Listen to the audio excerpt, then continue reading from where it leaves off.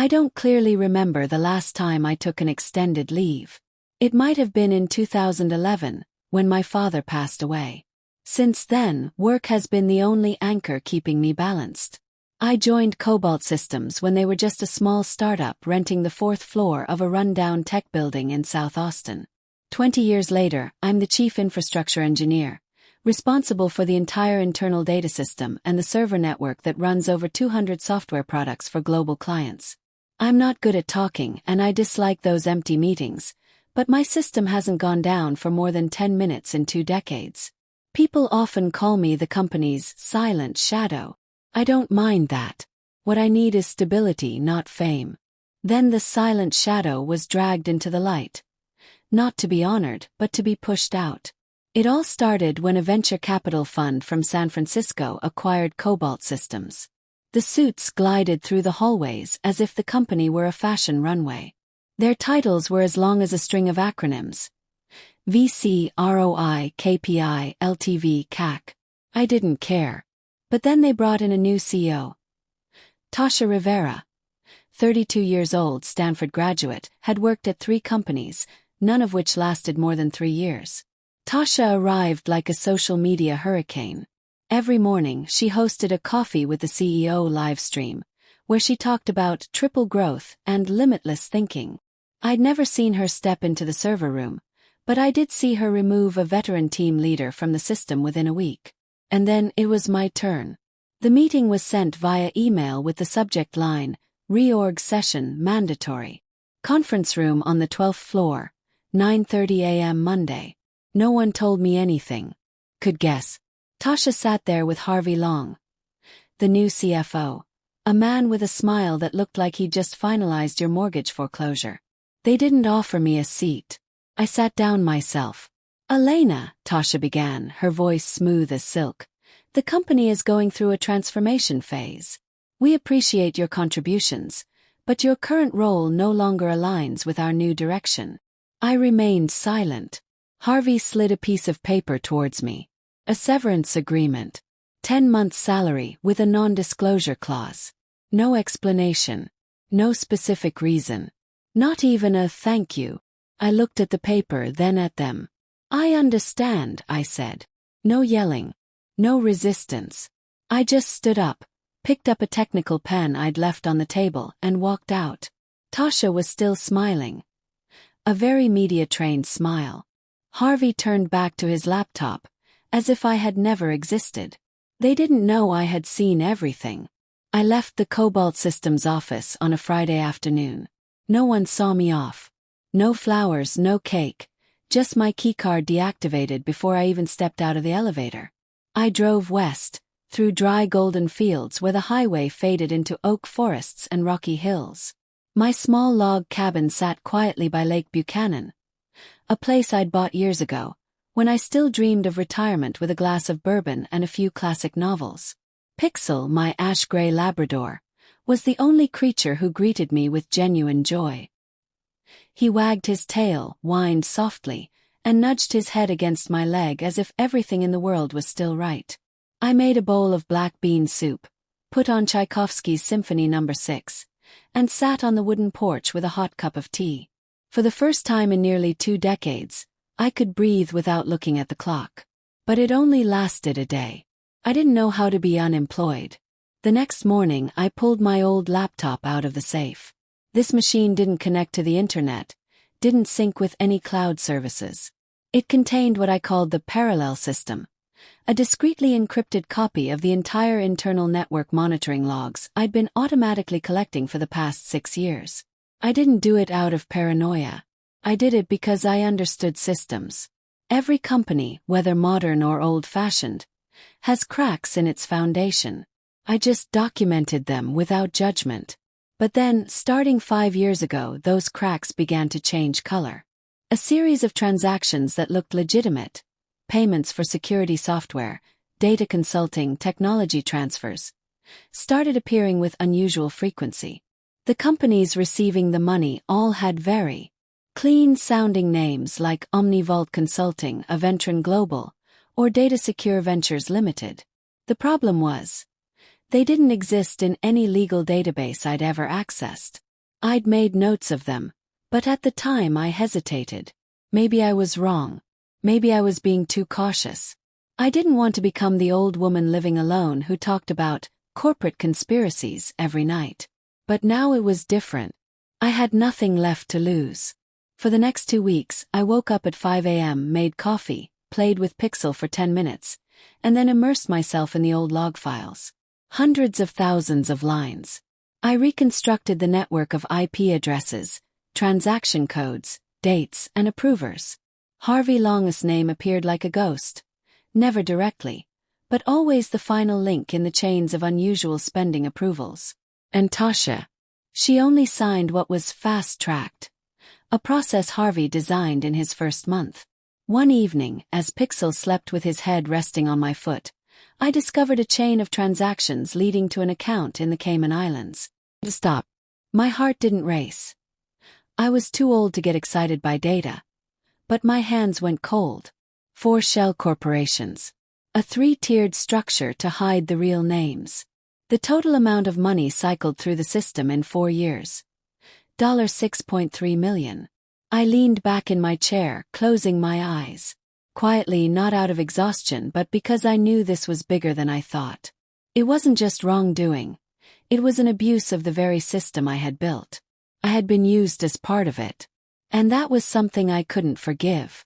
One thing I've learned after 20 years in this industry. Never underestimate the usefulness of a genuine connection. That evening, over my first bourbon in 10 years, I sent a short email to Marcus Reed, the former head of engineering, who had left the company 6 months before the restructuring began. The email subject was simply, *, you need to see this. *. I didn't need to write much. Marcus always understood half a sentence. 18 hours later, we met at a rundown coffee shop on the outskirts of Austin, where jazz music mingled with the dry hiss of the espresso machine. I knew something was wrong. He said as he looked through the first excerpt. Regular wire transfers to a shell corporation called Alteryx Consulting, based in the British Virgin Islands. Not just wrong but very sophisticated, I replied. Harvey set up the whole system to simulate legitimate payment requests. You have to read the logs at the packet level to see the anomalies. Marcus paused. His eyes slightly narrowed. A habit whenever he encountered something both dangerous and fascinating. We need one more person, he whispered. I reached out to Naomi Trent through a private channel. She was a freelance tech journalist who had taken down several slippery CEOs in the startup world with her meticulous, evidence-based articles that were as sharp as a razor. Naomi agreed immediately when I outlined the situation. She might be sitting on a time bomb, and no one knew it except the 3 of us. Me, her, and Marcus. I encrypted all the data, sent it through a private channel, and guided her on how to verify each point. She was meticulous to a fault, contacting legal experts, cross-referencing information with banking sources, even using the deep web to trace the hidden fragments behind the disguised transactions. Marcus, meanwhile, was quietly scheduling his presentation for the upcoming quarterly shareholder meeting.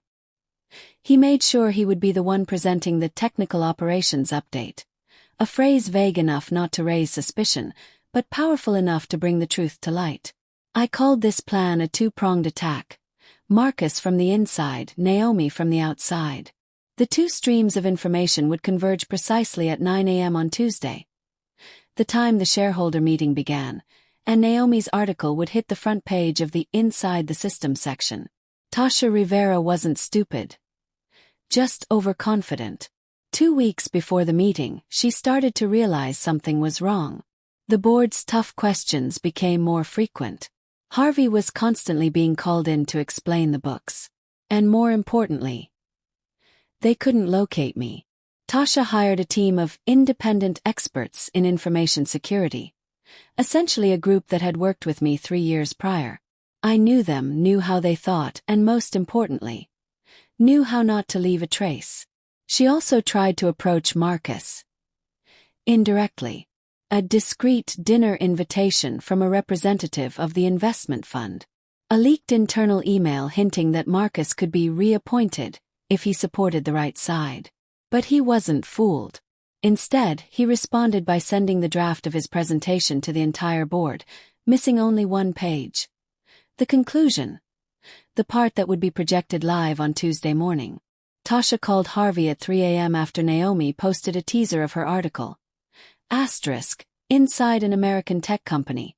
When AI isn't enough to hide greed. Asterisk. The night before the counterattack, I didn't sleep.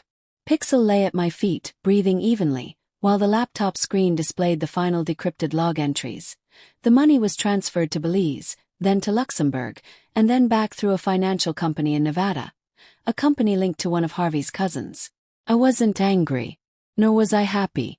I just felt calm. As if after years of silent endurance, everything was finally about to fall back into place. Monday, 6 a.m. Naomi texted. It's up. Spreading fast. I opened my laptop, taking a deep breath. On the front page of the Data Current, the article bore a stark headline. Over $6 million embezzled. Cobalt Systems engulfed in major financial scandal. Naomi had done excellent work. She quoted the technical documents accurately, without sensationalism, but every number, every shady transaction was laid out like dominoes. Harvey Long's name stood out like an oil slick on water. Marcus called me immediately after. The meeting starts at 9. You should come. Chuckled. Don't think they'd want to see me. You wouldn't be coming for them. You'd be coming for the company you spent your life building. I was silent. It had been a long time since anyone had spoken to me in that tone. Cobalt's 32nd floor boardroom had never felt so tense. Tasha sat in the middle, meticulously made up, but the edges of her eyeliner were smudged. A sign of a sleepless night. Harvey, on the other hand, was flushed, constantly glancing at his phone. The major shareholders, people who had never cared about a line of code, were now reading the printouts Marcus had provided. He stood before the screen, projecting the first slide, a chart of the anonymous payments. Then came the IP addresses accessed from the accounting department. Then the structure of the shell corporations. And finally, a photo of Harvey sitting at a meeting in Zurich last year, where Alteryx Consulting had been registered. Tasha tried to interrupt, but Marcus was too used to interruptions. We're not making any conclusions. But based on this data, I think the board should consider an independent internal investigation. Harvey exploded. You're making this up. I don't know anything about those companies. It was a mistake by accounting. A murmur erupted through the room. Tasha turned to Harvey. We need to remain calm. I stood up from the back row, no one having noticed I'd been there from the start. The problem is, neither of you can remain calm when you've lost trust. The room fell silent. Tasha blinked. Harvey looked at me as if he'd seen a ghost. Elena, hi. Tasha forced a smile. Are you doing okay? I nodded slightly. I didn't come back to cause trouble. But I've been silent for too long. Marcus looked at me, gesturing. I picked up the summary report and handed it to the chairman of the board. I don't need a title. I just need justice. The meeting stretched on for another 4 hours. As I walked out, I heard the sound of a gavel. Harvey had been temporarily suspended. Tasha was officially under investigation. All accounts related to the 3 shell corporations were frozen. They had even brought in federal financial investigators. The chairman of the board, a man my age, reserved but sharp, called me back. Elena, we'd like you to come back. As a special advisor on security and audit. Smiled. Thank you. But I'm not looking for a way back in. I just wanted to make sure what I built wasn't destroyed in the dark. He nodded. Then at least allow us to use the monitoring system you designed. I turned to leave, Pixel waiting for me in the lobby. Outside, Austin shimmered in the sunlight. I wasn't a hero. I was just an old engineer who understood that sometimes silence is the most powerful resistance. I didn't go back to Cobalt Systems. Not completely. After everything, I realized I no longer belonged in the world of gleaming glass offices, endless strategy meetings, or those midnight emails reporting critical system errors. I needed a different space, Not to hide but to start over on my own terms. I bought a small plot of land near Lake Travis, about an hour's drive from Austin. It had soft morning light, the sound of water lapping against the rocky shore each evening, and nights where the wind rustled through the pine trees like an old lullaby. I built a simple log cabin. Not too different from the first place I lived after college, except now it had a few more security cameras, a triple-layered secure router, and a small studio for teaching online. Pixel, my loyal Labrador, seemed to breathe a sigh of relief too. He liked it here better. No car horns, no strange shadows. Just me and him, and the cybersecurity classes I started teaching online each week to tech students from all over. The first lecture I wrote was titled, Not every vulnerability is in the system. Sometimes it's in the people. I wasn't preaching. I was just telling stories about the audits I'd done, the times I'd encountered internal saboteurs, and the fall that cost me nearly 20 years of my career. Cobalt Systems, meanwhile, was recovering. From a distance, I still served as an advisor. One online strategy meeting a month, occasionally reviewing the security design for new systems. I was no longer fully responsible, but my voice was now heard. Perhaps because they had finally understood the value of the silent gatekeeper.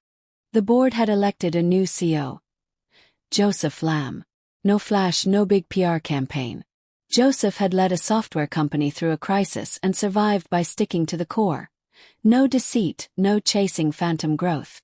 When I first spoke with him on the phone, Joseph said only one thing. I don't need your loyalty. I just need your honesty. I liked that approach.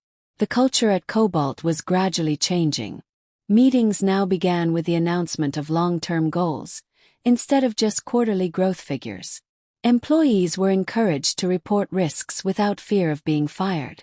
The technical and financial departments were more closely connected. They even rebuilt the monitoring log system.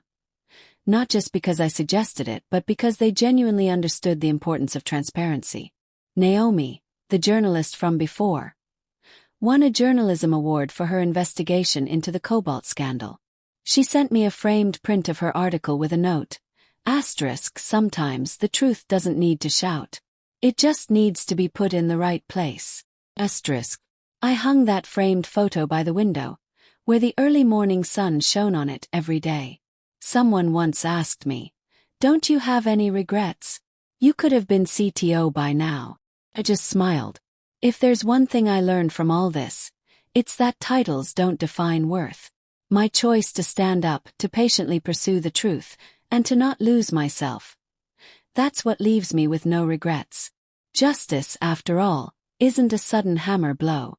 It's an undertow, needing time, needing preparation, and needing someone patient enough not to leave when the night is still too dark. I used to be that person. And I still am. Justice doesn't need to rush. It just needs someone patient enough and a truth that cannot be denied.